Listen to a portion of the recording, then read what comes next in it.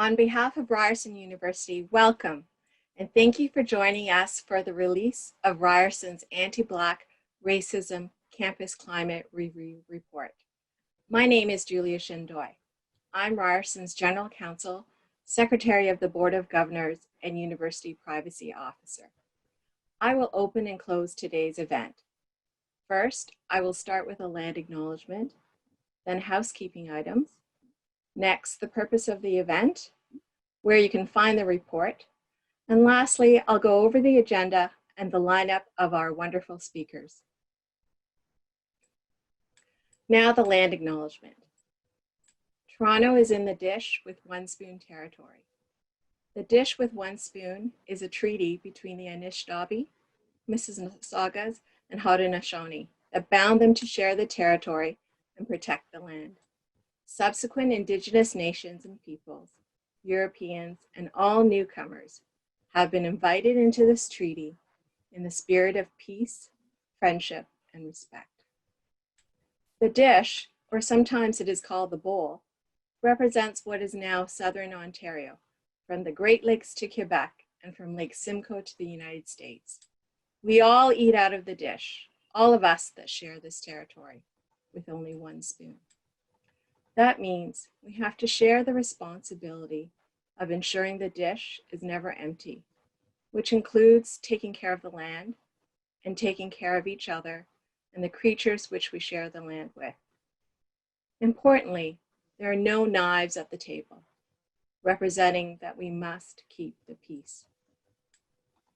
Canada is home for all of us, for my family who immigrated from Seoul, South Korea in 1969, and for my extended family who arrived from Japan in the early 1900s and survived the internment camps in British Columbia during World War II.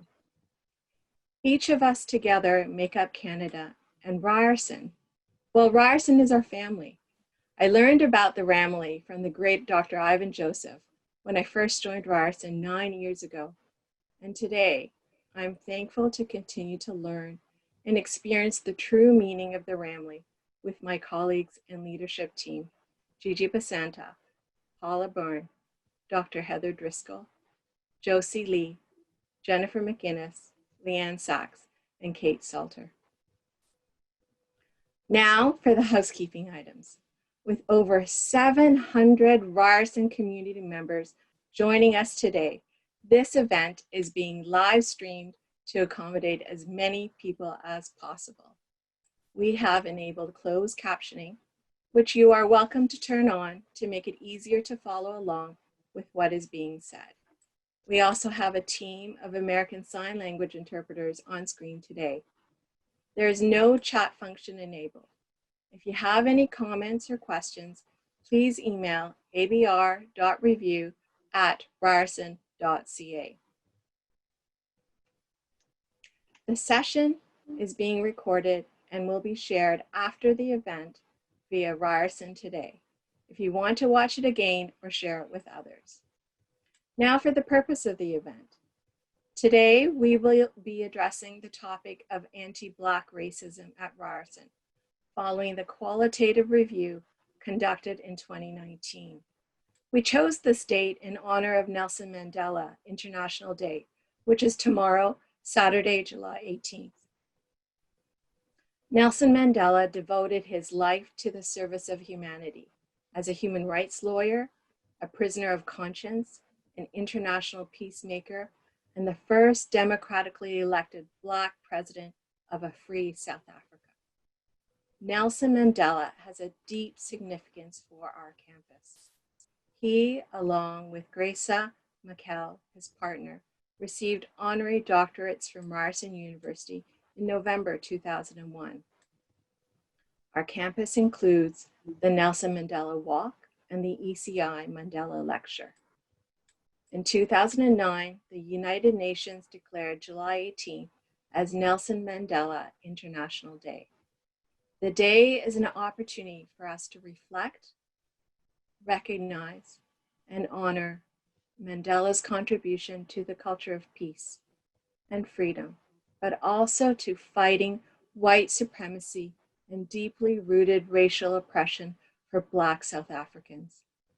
It is in Mandela's spirit that we are gathered here today to release the Anti-Black Racism Campus Climate Review Report to the Ryerson community.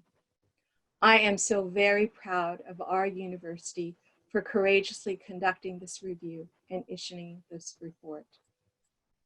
Where can you find the report? You can find it on the Office of the Vice President Equity and Community Inclusion website.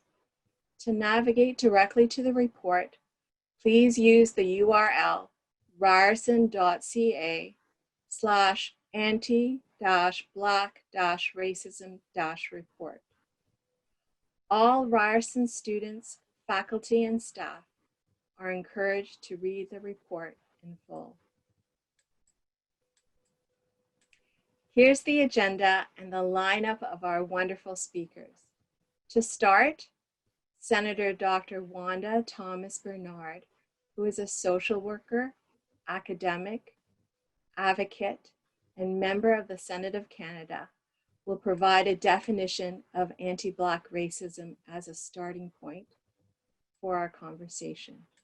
She will also contextualize the topic by speaking to anti-Black racism in Canada.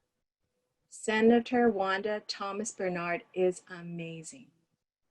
With this national perspective, President Lachemi will then join us to make a special announcement with regards to the Presidential Implementation Committee to Confront Anti-Black Racism that will be tasked with addressing the recommendations included in the report.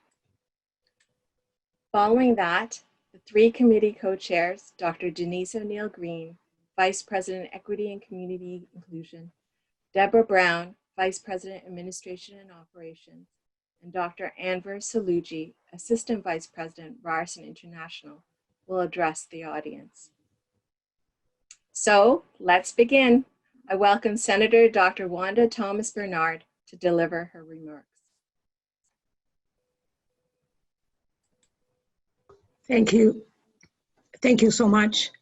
I must tell the audience that I'm greeting you from Nova Scotia, land of the Mi'kmaq, and I'm on quarantine because I just traveled here from Ontario where my family lives, and I have my two young grandsons with me. The 8-year-old is likely to come into the frame at some point, and hopefully not during these few minutes that I'm speaking with you. So thank you for the opportunity to participate in this session with you today. I think what you're doing is very, very important. I've been asked to speak briefly about anti-Black racism. And so to talk specifically about anti-Black racism, people understand racism. We've been working on issues of racism for generations now. But somehow there's a reluctance to address anti-Black racism. Anti-Black racism is racism in its many forms directed specifically at people of Black ancestry, Black African ancestry. When I think about how things have shifted over the years with the focus on diversity and inclusion, I think that was largely because it was more palatable than a focus on racism. And that focus has certainly excluded and marginalized people of African descent.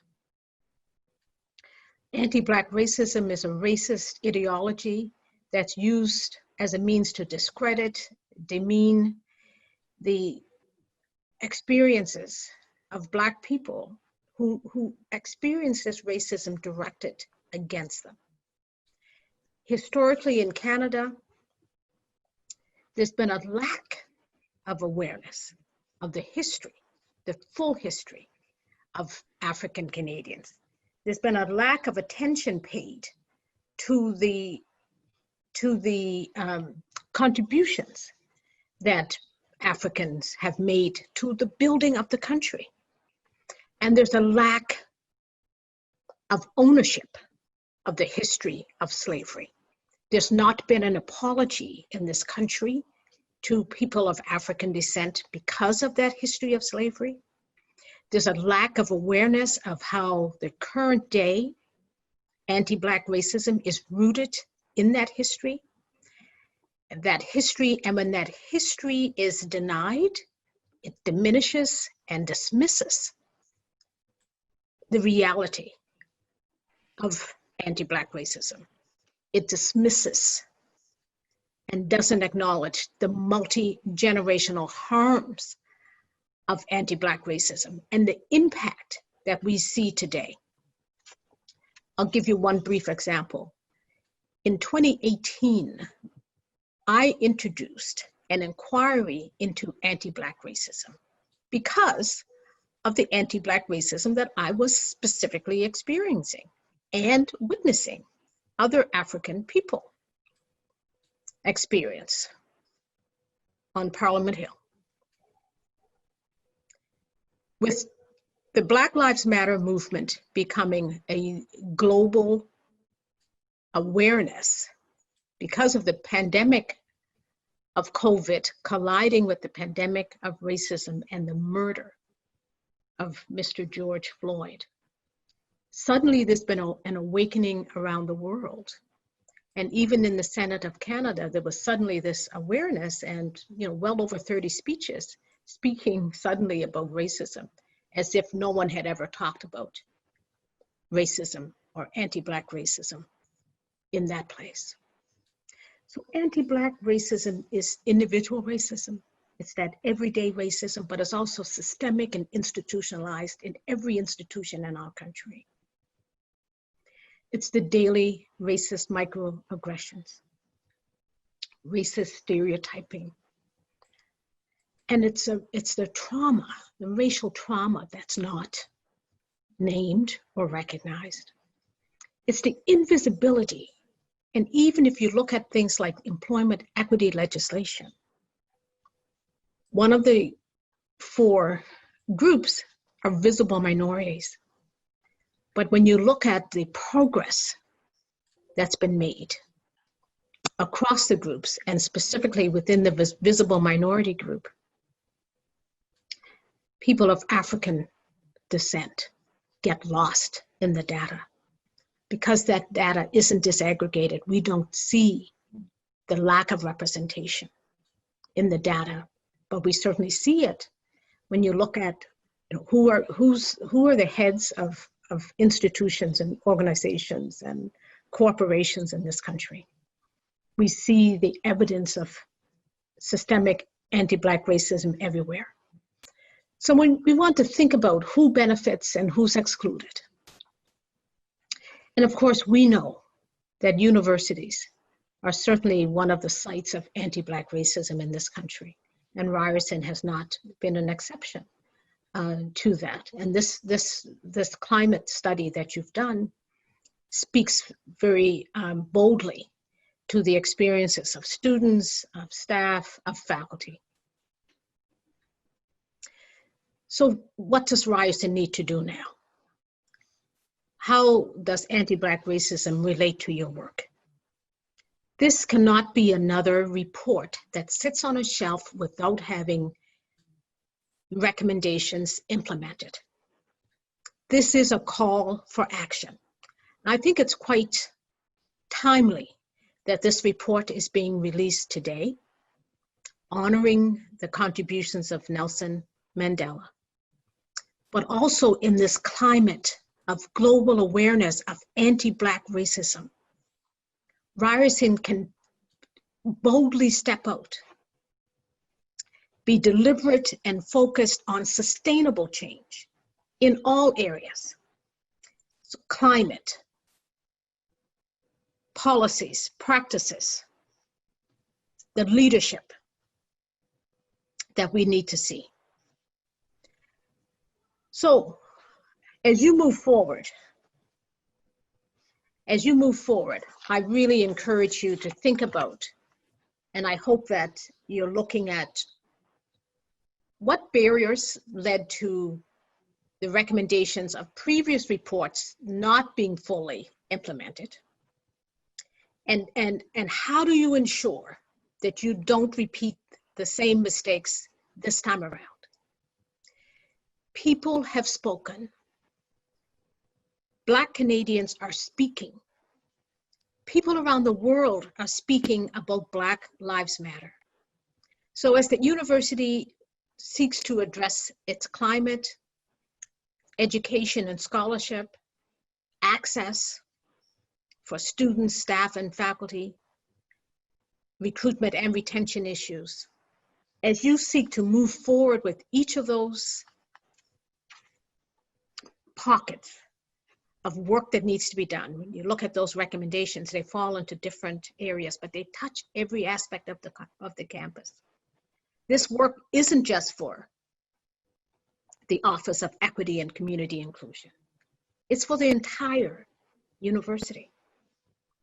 And I feel confident that you have the leadership, the passion, the commitment, and the dedication to move forward with action that will lead to sustainable change.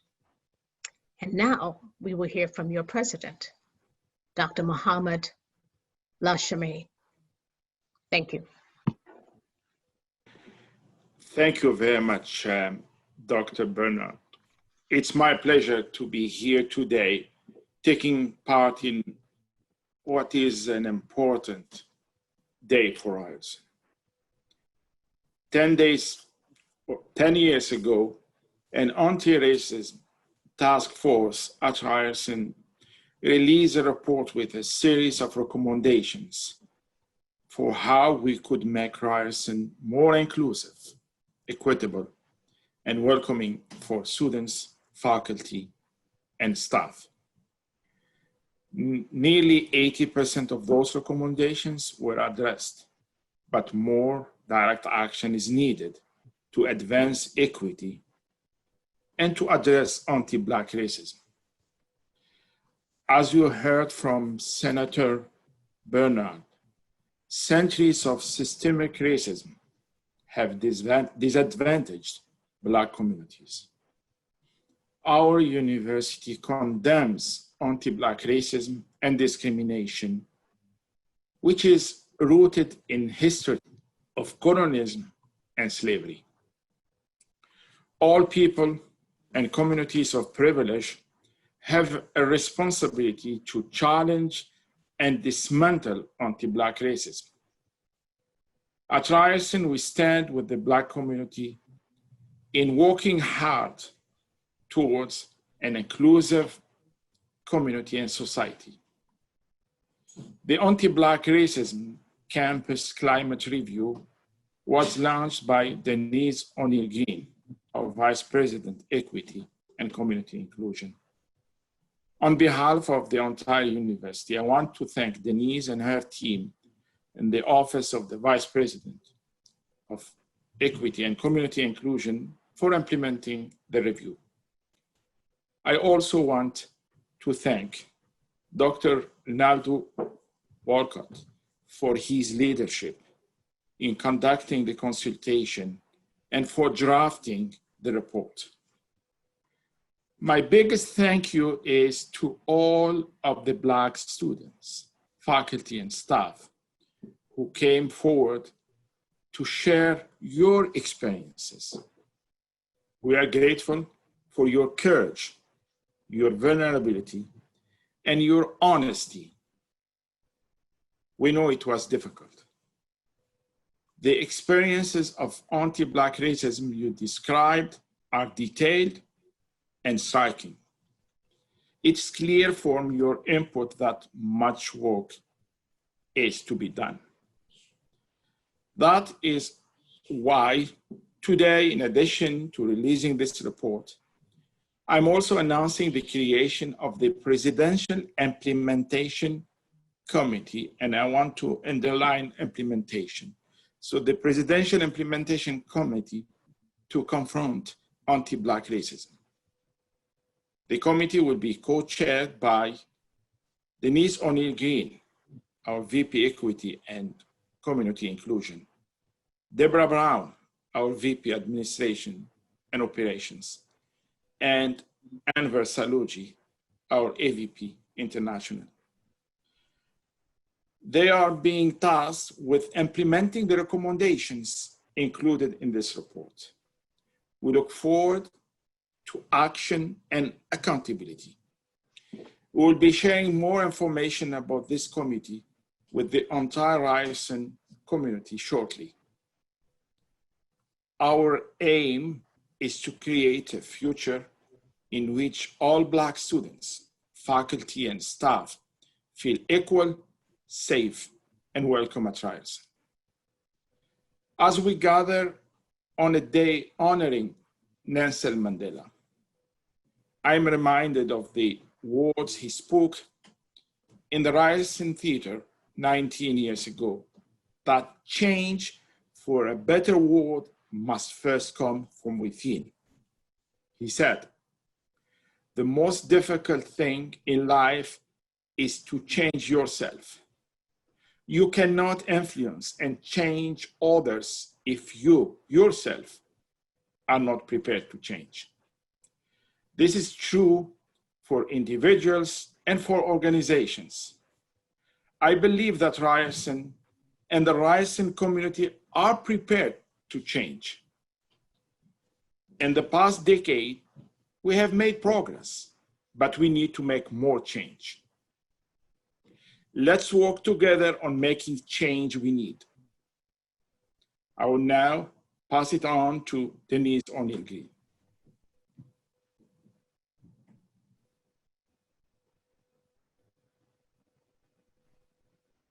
Thank you, President Lachemi, and thank you, Senator Dr. Thomas Bernard, for setting the stage for today's event. Good morning, everyone, and thank you for being with us today.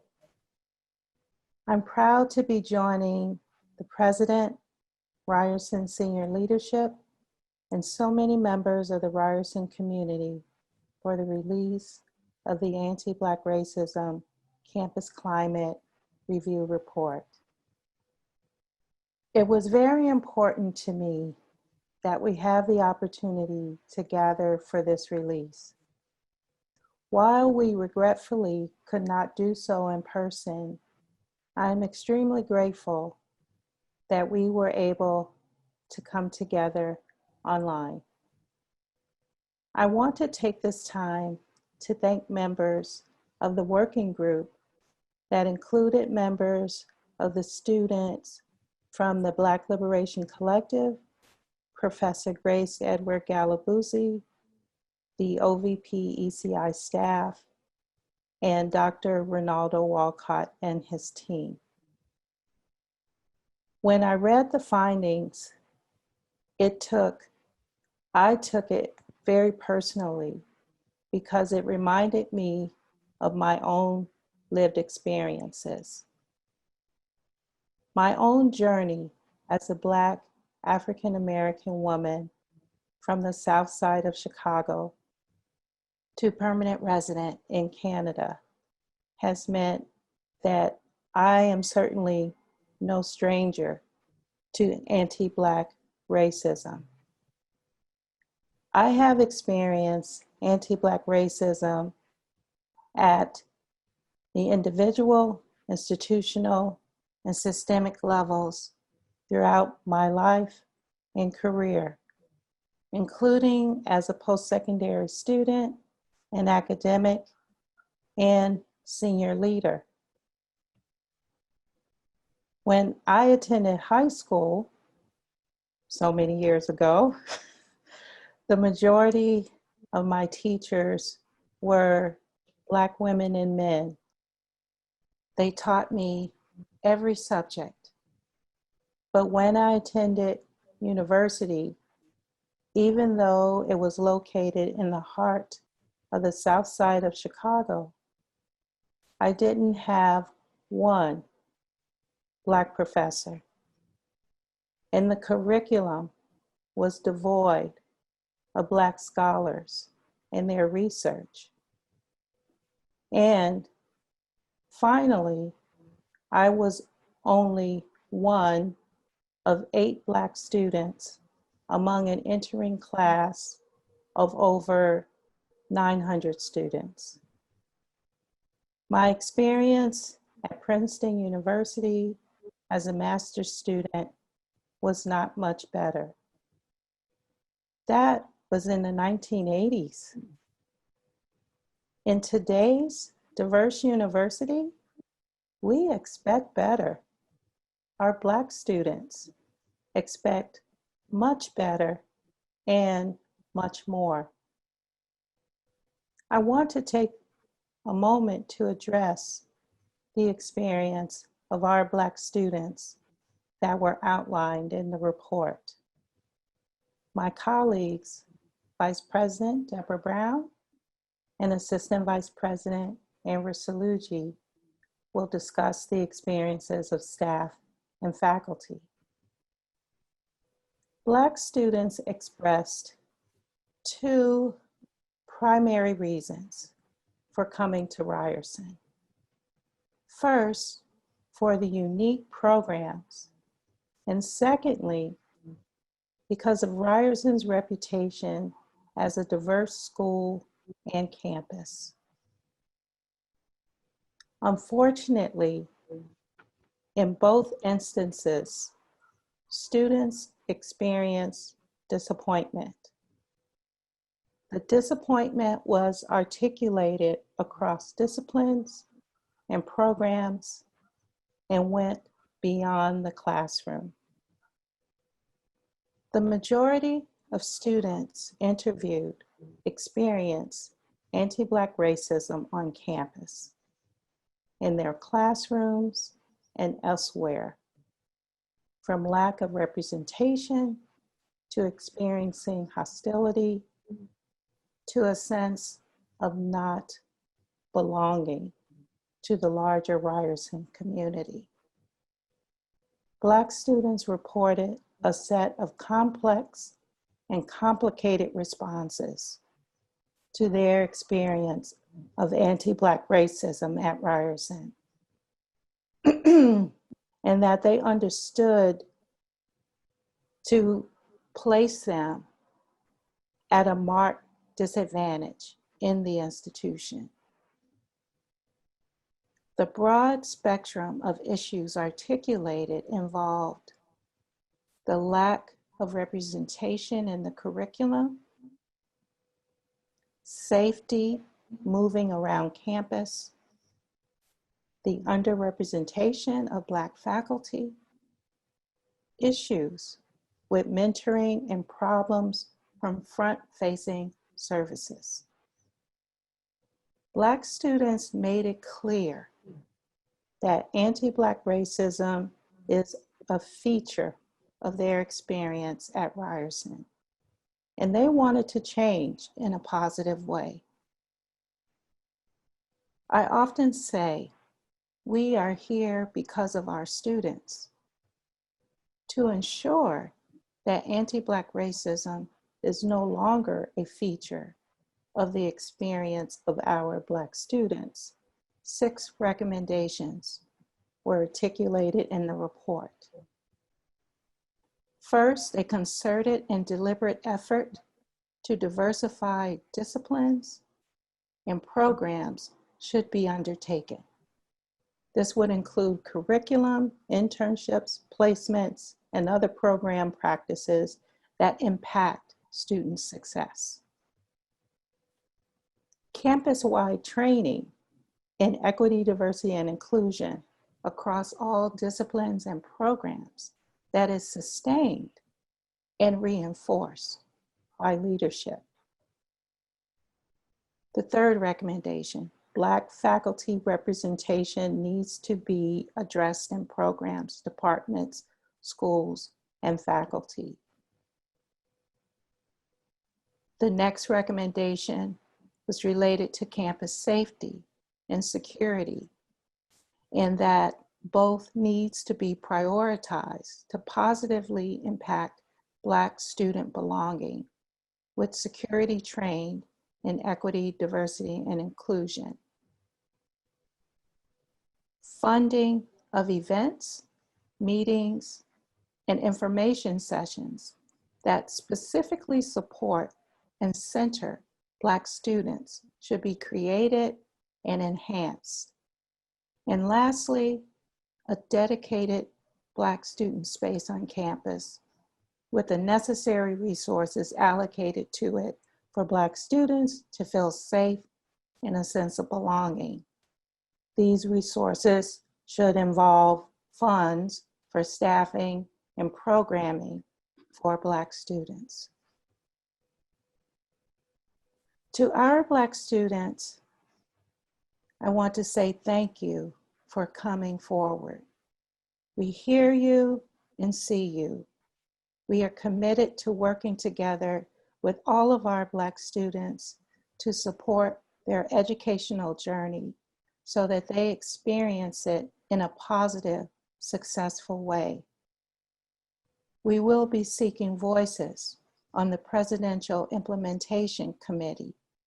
So please lend us your time and support so that we can realize all of these recommendations. That feeling of unbelonging that is outlined in this report, that experience of not being able to bring your whole self to the physical or even virtual campus, is one that no one should have to bear. I will use my power and position to build an environment and future in which Black students can bring their whole selves to our campus. At this moment in time, when the world has recognized that anti-Black racism does indeed exist in so many forms, I invite all of my colleagues at Ryerson to work with us to build a greater inclusive future for our Black students. I thank those Black students, faculty, and staff who came forward to provide their contributions. I know that the insidious nature of anti-Black racism is not one that makes it easy to recount or share those personal stories. Racial discrimination, whether subtle or overt, conscious or unconscious, can have a deep and damaging impact on one's daily experience. It leads to negative impacts on the psychological and physiological health of Black people who are left to carry the grief, trauma, and burdens associated with oppression. It impacts our families, our work, and each one of us as we navigate spaces and interactions that attempt to disempower us. Unfortunately, no Canadian educational institution is immune to longstanding impacts of anti-Black racism and racial discrimination. The findings in this report make clear that racial discrimination remains prevalent towards Black students, faculty, and staff at Ryerson, despite its status of being a leader in equity, diversity, and inclusion. Today, as Ryerson's Vice President, Equity and Community Inclusion, I hold a position of power and privilege, and I validate and endorse the results of this report. And I'm committed to action by providing leadership as a member of the Presidential Implementation Committee to confront anti-Black racism. In closing, acting upon and implementation of the recommendations outlined in the report is needed to accomplish creating a campus environment in which everyone feels they belong, that is reflective of the school's entire population, and where people, no matter where they are from or the color of their skin, feel welcome, valued, seen, and heard. As Vice President, Equity and Community Inclusion, speaking To Black students, faculty, and staff, I say to you, you have my commitment, solidarity, and leadership.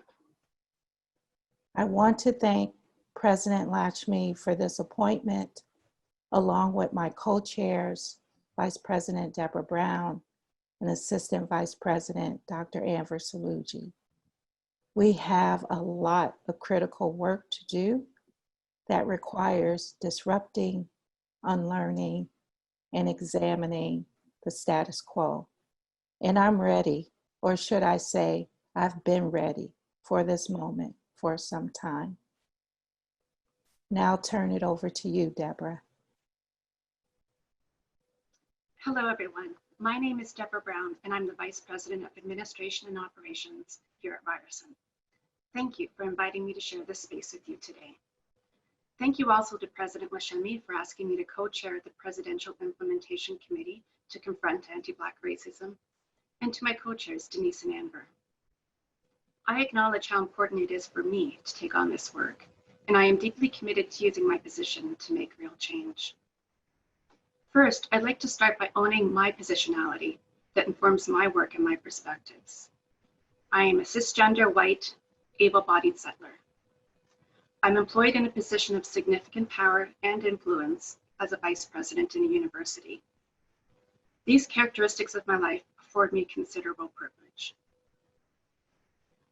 As I participate in the work of dismantling anti-Black racism at Ryerson, I recognize that my positioning impacts the lens through which I see the world and the way I navigate through it.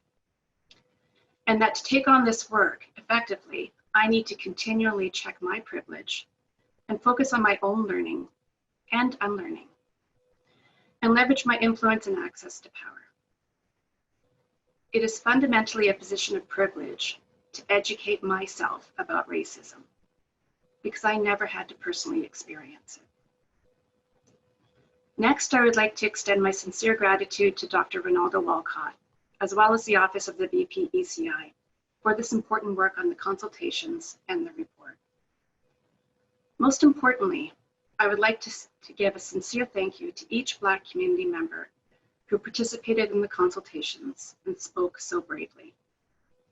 I want to acknowledge that speaking truth to power about your experiences in racism on our campus is traumatizing and exhausting. You have provided an important service to the whole community, and I am grateful. There are over 500 staff in my portfolio, which includes human resources, university business services, information technology, facilities, and more. Many of the functions in my portfolio are front-facing, providing services directly to community members. We also write, influence, and implement policy. I'm responsible for the employee experience, and understanding that Black employees are perpetually made to feel like outsiders requires us to take action to change this now. Black staff cited that anti-Black racism is a defining feature of their work at Ryerson. From everyday microaggressions to larger systemic issues like compensation disparities, barriers to promotion, and being treated differently from their white colleagues. The employee experience directly impacts the student experience, both in the students' ability to see themselves reflected in the community and in the ways students interact with our administrative programs and services. Systemic anti-Black racism is pervasive in all elements of university life, and this is not unique for Ryerson. I am an alumni of Ryerson, and so the student experience has a personal importance to me. I now have a greater understanding of the ways in which my own experience as a white student would have been very different from my racialized classmates. I'm also a member of the university's executive group. And as Dr. Green mentioned, it is my responsibility as a senior leader to demonstrate change and to integrate inclusive principles in everything that we do, and to provide supports for employees to understand their role in dismantling anti-Black racism at Ryerson. To my direct reports and all members of the administration and operations departments, I'm committed to this being a top priority. I, like others, encourage you to read the report. Anti-Black racism exists at Ryerson. And this exercise of truth-telling is critical for us to now be able to focus on the future. I would like to clearly state that I unequivocally accept all the recommendations of the report, and I will work diligently to implement each and every one of them. For staff, there are 3 recommendations in the report. The first, a comprehensive review of Black staff compensation, grade, rank, and the ways in which Black staff files are handled. The second recommendation is for a process of building trust among Black staff that involves both unions and senior management at the university. And the third recommendation is for the establishment of programs designed for staff advancement that specifically target Black staff.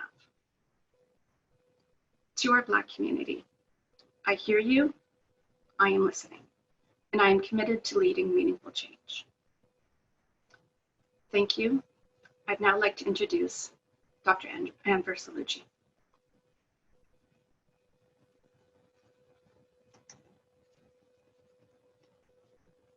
Thank you very much, Deborah. Like President Lachemi, I too want to thank Dr. Denise O'Neil Green, our Vice President, Equity and Community Inclusion, for the tremendous work she and her entire team have put into the Anti-Black Racism Campus Climate Review and its incredibly successful launch today. And I want to thank all participants who gave of themselves in the consultations that were critical to the report and its recommendations. Each of you is brave, and each has made an enormous contribution to making our university much more inclusive. My name is Ann Versolucci. I'm the Assistant Vice President International and the former Interim Dean of the Faculty of Law at Ryerson. It's an honor for me to be co-chairing the Presidential Implementation Committee to confront anti-Black racism, and I thank Dr. Lachemi for appointing me to this role. And I'm really glad to be with my exceptional colleagues, Dr. Denise O'Neil Green and Vice President Deborah Brown in this endeavor. And a huge thanks to Professor Walcott for his work on producing the seminal report. My role this morning is to speak about the recommendations for faculty. It's vital that we name and not lose sight of what we are dealing with. Today, we are talking about the specificity of anti-Black racism in all of its forms and manifestations on our campus and in our society. Representation absolutely matters. Who stands in front of the classroom, who teaches, who does research, what is taught, and who are in important decision-making positions in the university all matter. Earlier today, Senator Bernard spoke powerfully about the intersection of the personal and the systemic, and to help describe the context in which how I will approach the importance of representation, I too want to share with you a personal story. I was born and raised in apartheid South Africa, where racism was legal, and it was in fact illegal not to discriminate on the basis of a person's skin color. Our life chances were circumscribed by the color of our skin, and as you know, apartheid was declared a crime against humanity by the United Nations. The story I want to share goes back to my high school days, attending a high school for Indian South Africans in a small town, as there was no high school for Indian South Africans in the city where my family lived. The curriculum of our school was directed by the apartheid government.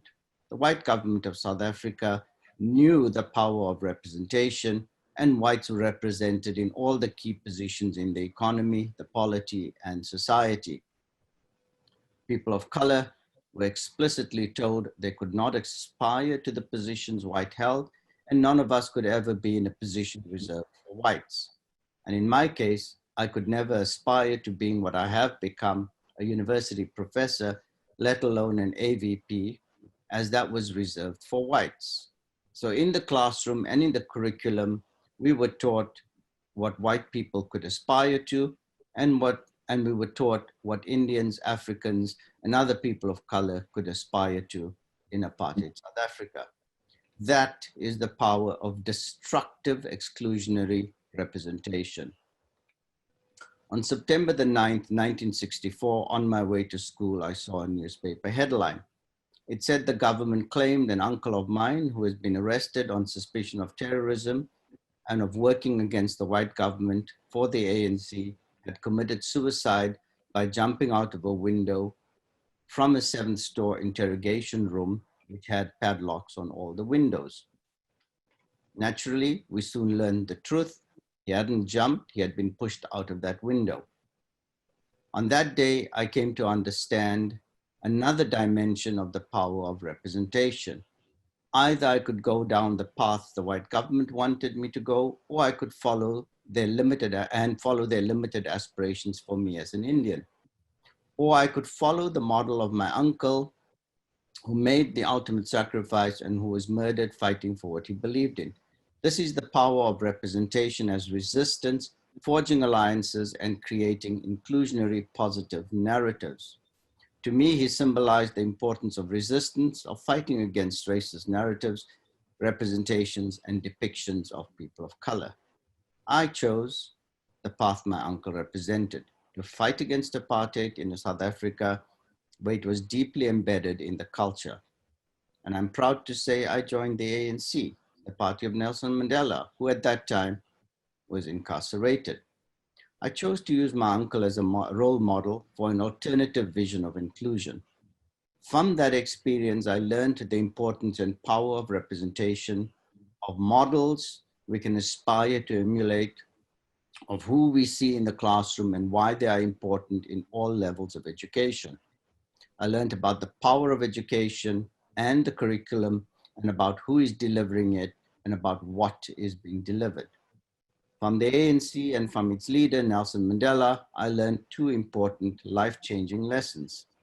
First, that it is in fighting for the rights of the most oppressed and the most discriminated in South Africa, the indigenous African people, who are fighting for the rights of all people. And second, the importance of solidarity and allies. The fight against apartheid required us to build a wide network of solidarity and allies and to make common cause with all oppressed and discriminated peoples around the world. These lessons I hold dearly as we commit to fighting anti-Black racism, settler colonialism, and racism directed at indigenous people, as well as other forms of racial discrimination. At Ryerson, we have more than 100 programs. In our diverse society, potential students who are Black must and should aspire to be a part of every single one of our programs, and they should see themselves in those programs. It is incumbent on us as a university to put into place the foundation to realize this overarching objective, which is the objective of an inclusive education, an inclusive Ryerson, an inclusive society that has at its heart the fight against anti-Black racism. And so the recommendations of the Anti-Black Racism Campus Climate Review stands as a powerful testament to our collective social responsibility. For the present and for future generations, we must take the responsibility very seriously. The recommendations from the Climate Review to address faculty demand nothing less from us. These are recommendations that can begin to build a more equitable and inclusive university, and their realization will be a testament to our commitment to anti-Black racism. These recommendations are that Ryerson design or enhance programs for recruiting Black faculty members across all of its programs, that Black faculty be given support and resources to expand and experiment with new and innovative curriculum in Black studies, that the university work with contract faculty to provide them with the tools and resources to apply for tenure-track positions, and that contract faculty be given a clear sense of how and why their contracts were not renewed. This is a clarion call to action and to making implementation of these recommendations part of our university culture, like those for students and staff. And these are the collective responsibility of our entire community. We need to dedicate ourselves to engaging positively in the realizations of these recommendations. We are at an historic juncture, and history will judge us very, very poorly if we fail in this important endeavor. I'm confident that as a community, we at Ryerson are ready to meet our social and historic responsibility. I look forward to working with you in the realization of these important recommendations, and in this we cannot and must not fail. Thank you very much, and now I will pass it back to Julia Shindoy to close us off. Thanks so much. We're now at the end of our program. Thank you to Senator Dr. Wanda Thomas Bernard and my executive group colleagues. And thanks to all of you for being a part of today's important event. Next steps. In the fall term, the university will share more details regarding the work of the Presidential Implementation Committee to confront anti-Black racism. And we will create anti-Black racism forums to advance the report's 14 recommendations. This is now a reminder of how to find the report. We hope that you will take the time to read the full report on the OVP ECI website by using the URL ryerson.ca/anti-black-racism-report. On that page, there is also a list of resources and support services that Black identified community members can access and learn more about. If you have any questions, do not hesitate to email abr.review@ryerson.ca. Thank you again for joining us.